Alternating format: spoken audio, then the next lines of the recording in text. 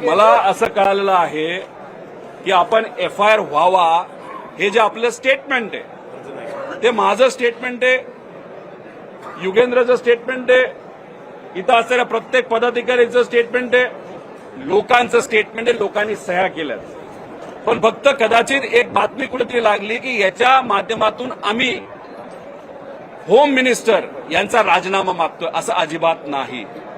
याच्यातून आमचं एवढंच म्हणणं आहे, आम्हाला राजकारण करायचंच नाही, करायचं असलं असतं तर आम्ही करू शकलो असतो।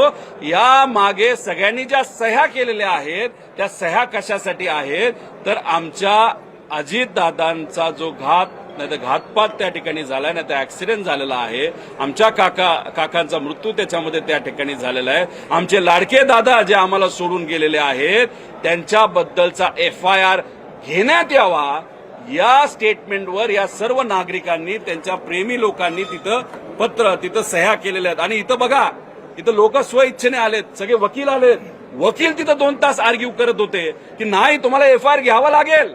अहो आम्ही 4 पुस्तकं तिथं वाचली 2 तासामध्ये, तरी सुद्धा पोलीस काय आमचा FIR घेत नाही। हा कुठेतरी दुर्दैवाने महाराष्ट्राच्या मोठ्या नेत्यावर, अजितदादांवर अन्याय त्या ठिकाणी आहे। जर दादा इतके अनेक मोठ्या लोकांचे मित्र होते तर मग त्या मित्रांनी याच्यात लक्ष घालून FIR करायला काय हरकत आहे?